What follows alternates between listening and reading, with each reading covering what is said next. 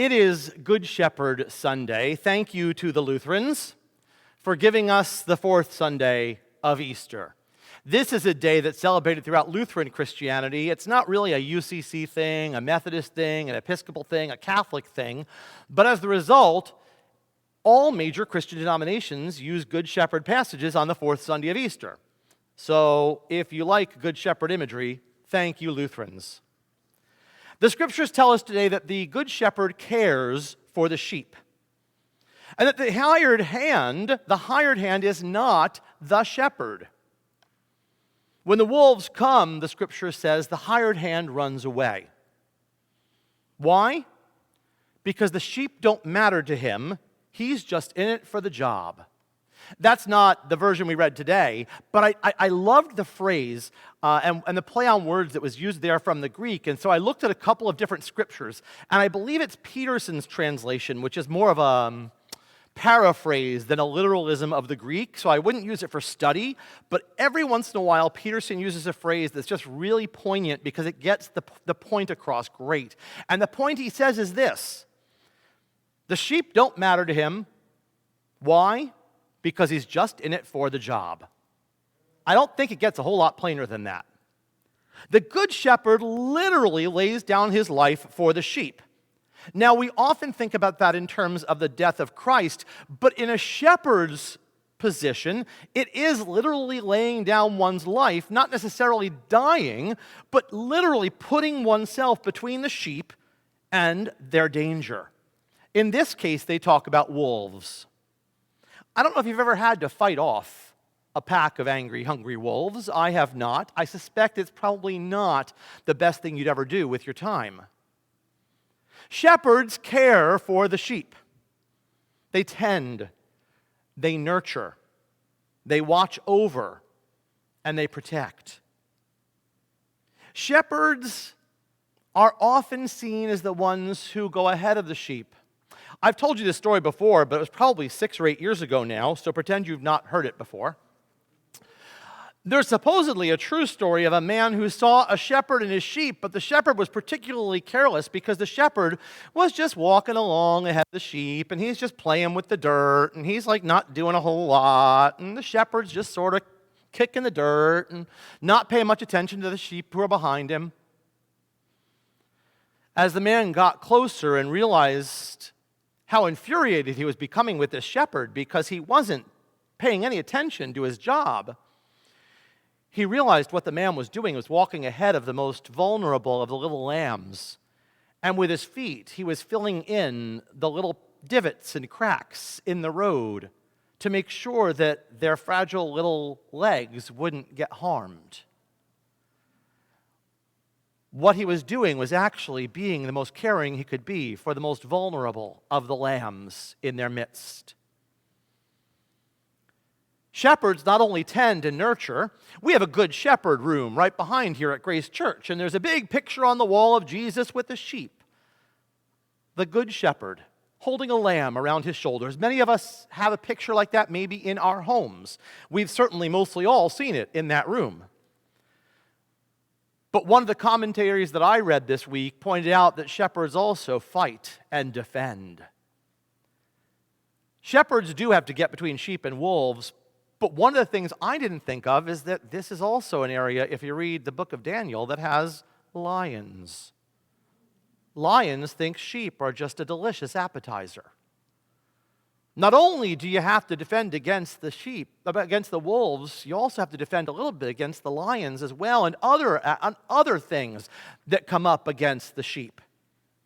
Sometimes shepherds need to risk their lives. What the scriptures tell us today is that leaders have shepherds' hearts, don't they? Simon Sinek, who was a motivational speaker, says this: why do good leaders make you feel safe?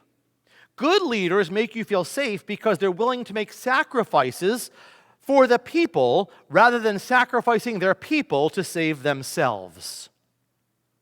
Let me repeat that. Why do good leaders make you feel safe?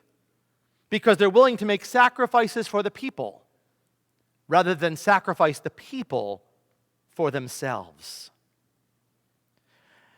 He tells the story of Bob Chapman, who owns a Midwestern, very large manufacturing company. And in 2008, when the economy crashed, his business was in major trouble.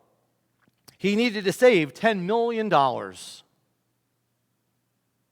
What he did, however, was this. He made an announcement to his entire corporation. Every single one of us will be taking 4 weeks unpaid vacation and staggering length. And it starts with me. So he, the CEO, gave up 4 weeks of his pay and took an unpaid leave so that he could save money. And he said these exact words: "It's better that we should all suffer a little rather than some of us suffering a lot." As a result, morale went up, and it was what the company needed to save money. In the end, everyone, though not happy, was willing to give up a little so that a few of the people they loved didn't have to give up everything. And they ended up saving not $10 million, but $20 million. And they made it through the financial crisis by pulling together. Shepherding model of leadership is the model of leadership and kingship that the Bible really brings to our attention today, and it's worth our examining because it's not just about Jesus. It's about us too. You see, this model of leadership was extremely different from the model of leadership that was in the Egyptians, the Babylonians, the Assyrians, or the Romans. They thought of king as divine. The king was the one who stood before the people and was the intermediary between the divine and the person. But for Israel, it was different.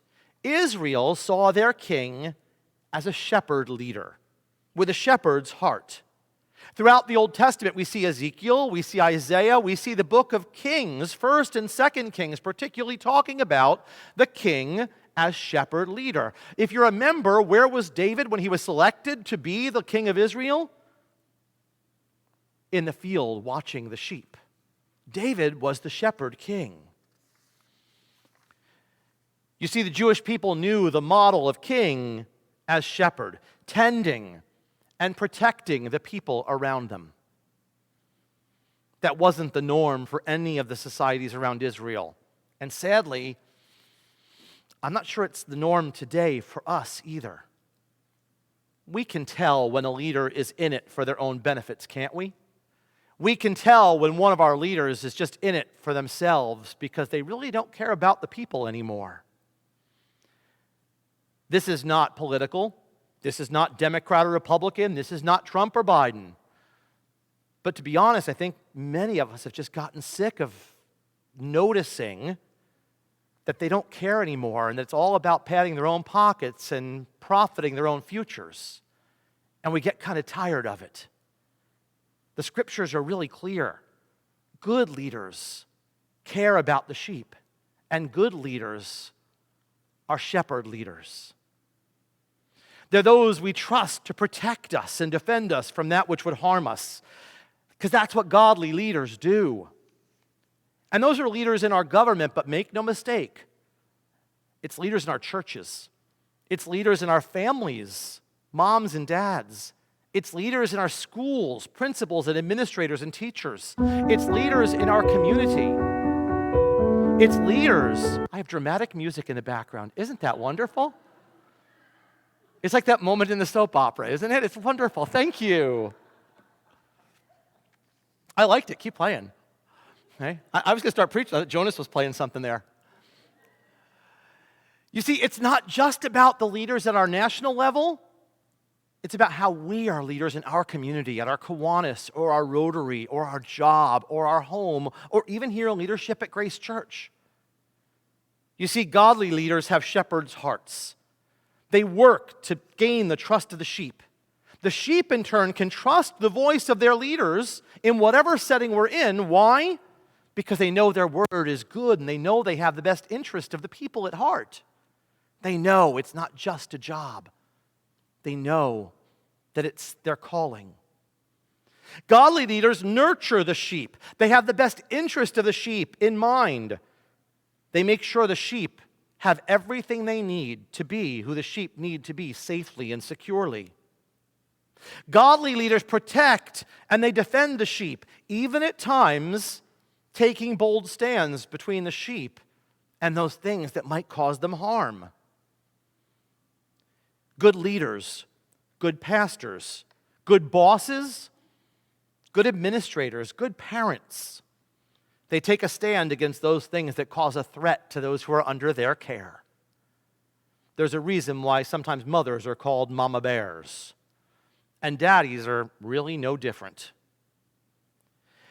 There may be times when we say to people at work or at church or in our society, you know, that's not how we play here in this sandbox.